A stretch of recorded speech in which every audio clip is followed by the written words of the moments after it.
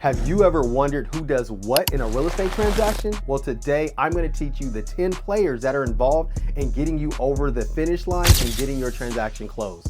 Let's get into it. Welcome to my channel, Living in Los Angeles. My name is Theus, your Los Angeles real estate broker, and I'd like to offer you my services to hold your hand and guide you through the entire home buying or home selling process.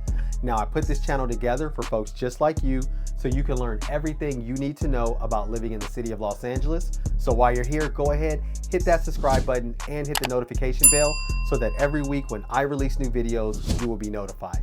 All right, guys, so let's dive right into it. So the first things we want to talk about are the first two people involved in a transaction, and that's going to be the realtors, right? So you're going to have a buyer's agent. So let's just say I'm representing you. If you're here in Los Angeles buying a home and you want to go with me, I'm your buyer's agent. Now, my job is to hold your hand and guide you through the entire real estate transaction and teach you everything you need to know so that you can go from having a pre-approval until the moment I hand you the keys to your home. Now, there's another agent that's involved, and that is going to be the listing agent.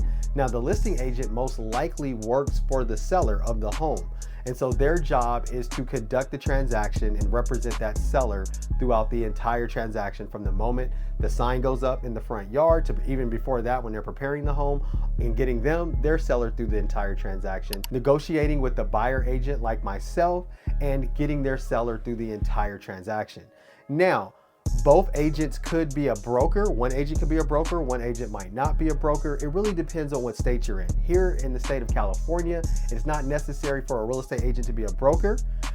Many real estate agents are brokers. I am personally a California real estate broker.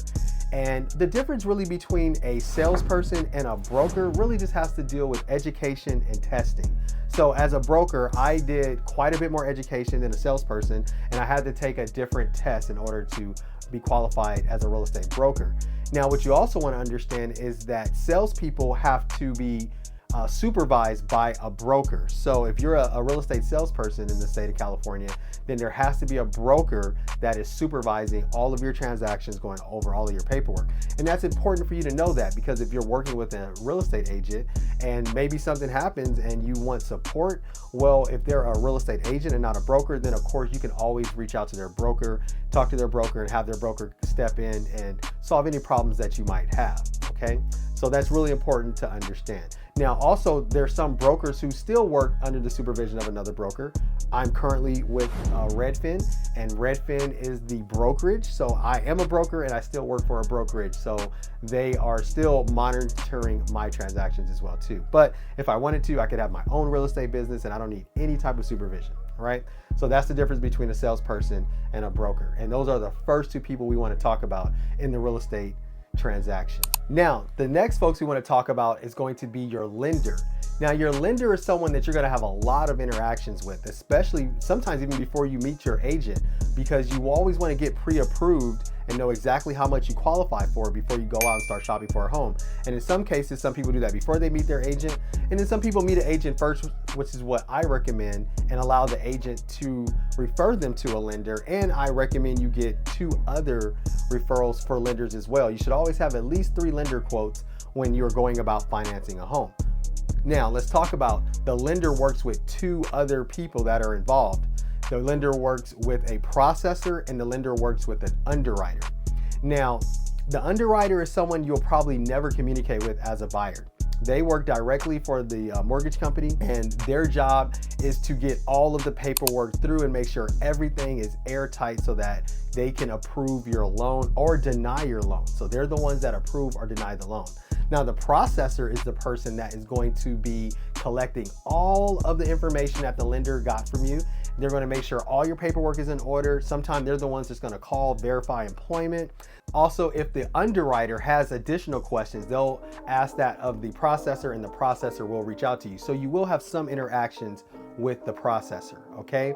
But the processor is the person in the transaction that's going to make sure all of your lending paperwork is 100% in order and that any type of document they need so that they can qualify your loan is going to be there. They're going to ask you for a lot of documents, so be ready for that. Sometimes people get frustrated because they're like, why are they asking me for so much? And the analogy that I like to use with my clients is, guess what? You raised your hand and said, hey, Mr. Lender, can you lend me hundreds of thousands of dollars? And the lender was like, sure I can.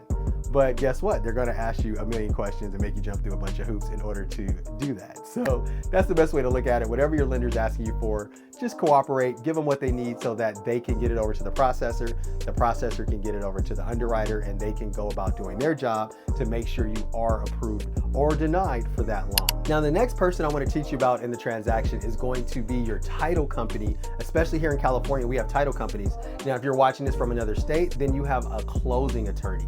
Okay, now the closing attorney's job, really they kind of work for the lender. Their job is to protect the asset of the home and make sure that it's going to have a clear title and that there's no encumbrances on that title, or there's not a cloudy title. And what do I mean by that? Let's just say they have a mortgage, right? Most people have a mortgage on their home. Well, we want to make sure that mortgage is paid off before the home is transferred into your name. Let's just say they had liens on the house, or they were sued by somebody and they had a lien on the property. We want to make sure all these things are taken care of, child support, all kinds of different things that can come up on a title report. They're the closing attorney or the title company. Like I said, we have in California, we don't really use closing attorneys in California. Are the ones that are going to ensure that there is a clean title. Now, here in California, we use title companies, and they're going to issue what's called a title insurance policy. So it's literally an insurance policy that they are going to issue to you, so that if anything were to come up down the road and somebody did have a claim on the house, then they will be responsible for going after that, hiring attorneys and solving that problem so that you have a clear title. Okay, so very important to understand that. Now, who pays for the attorney or the title company? Well, here in California, like I said, we really don't use closing attorneys. We use the title company. And normally the way I negotiate contracts for my buyers, I have the seller pay for the title process. Now, in some contracts, it says each to pay their own portion. So that means that the buyer and seller will split the fee.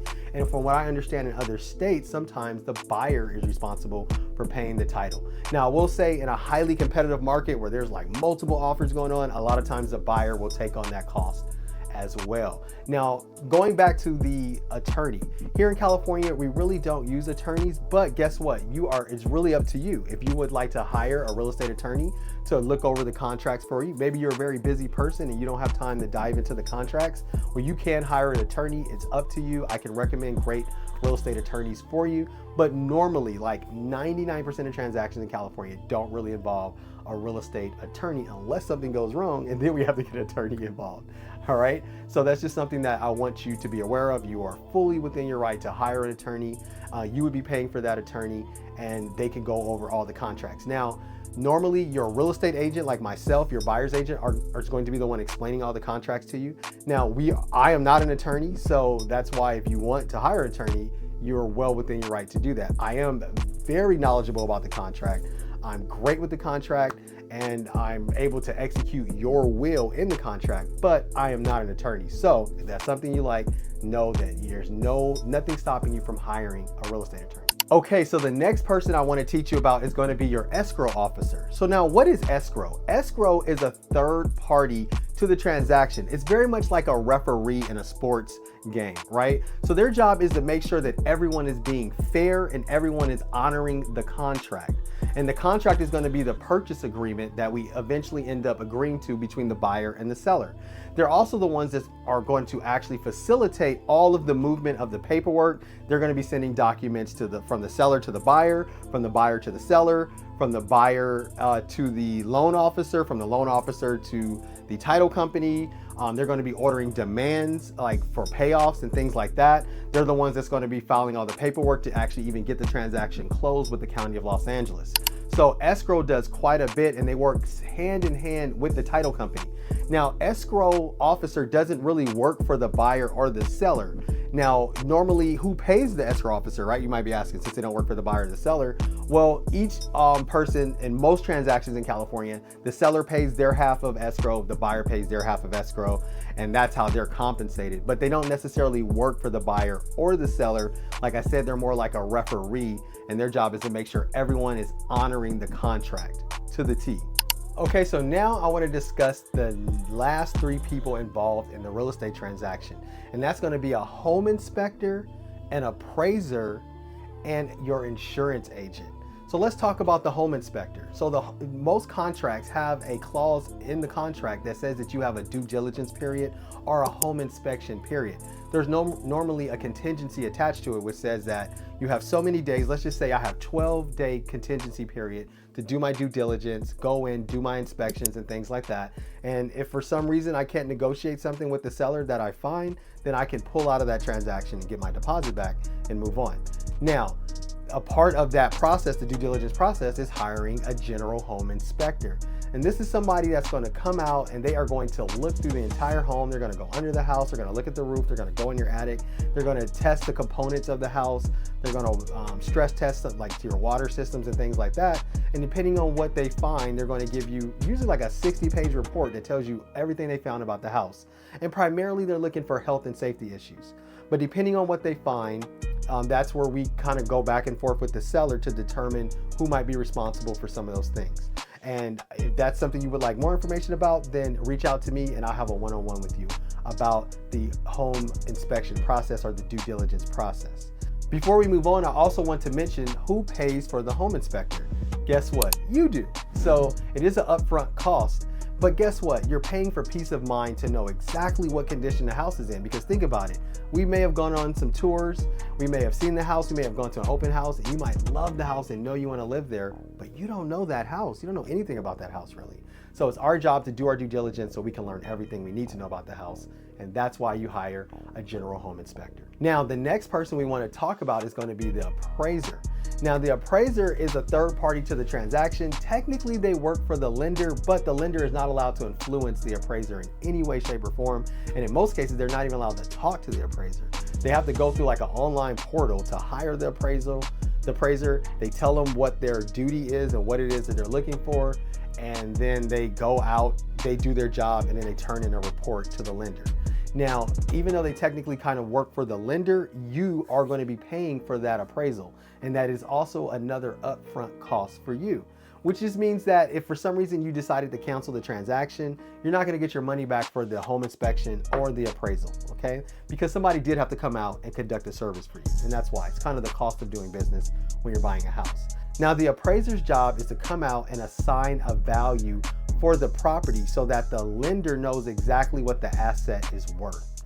So their job, they go out, they look at the neighborhood, they look at comparable sales, they really compare each house, and they come up with a report that's going to tell you exactly what their estimate of what the home is worth. And whatever that number is what the lender is going to call the value of that home. Now, this is important because a lender is not going to lend more than the value that it was appraised at.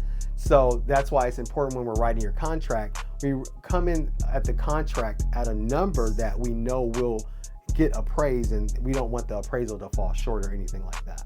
Okay. Now, the third person involved in this part of the transaction is going to be your insurance agent. And trust me, here in California, this is almost becoming the most important person in the transaction. California and the state of Florida are having a lot of issues with insurance nowadays because we have so many natural disasters. I'm not built for this at all. I was crying. It was pathetic. More than 200 structures charred beyond recognition. I can't believe it's gone. Incinerated. That's like my childhood home. It's where we got married. Officials say it only And so nowadays I'm having my clients reach out to their insurance agent the day we get our offer accepted so they can go through that whole process, make sure that the insurance is going to be affordable, and in some cases make sure you can even get insurance. There are some homes, many homes here in California, that cannot even be insured, and you have to go through the state insurance plan. So this is a very important part of the transaction. Now, there's no cost for there's a cost for your policy, but there's not like an upfront cost or anything like that for an inspection or anything that you have to worry about. You're just going to reach out to the insurance agent. You're going to give them the address. They're going to ask you some personal information. They're going to do a slight background check to see if you've had any other past insurance claims and things like that. And then they're going to come up with a quote for the type of insurance that you're going to need since you're financing the home. All right, so those are the 10 players that are involved in helping getting you over the finish line and getting your transaction closed. Now, if you have any questions about the home buying process, please feel free to reach out to me. I am a first-time home buyer expert, and I would love to answer any questions you have. All of my contact information is below in the description, or you can feel free to scan the QR code that I have right over here. We can schedule a Zoom consultation. We'll hop on that Zoom call. We'll discuss your unique situation, and I'll help you come up with a game plan so that you can make home ownership your reality. All right, guys, that's all I have for you in this video, and I will see you guys in the next video. Bye-bye.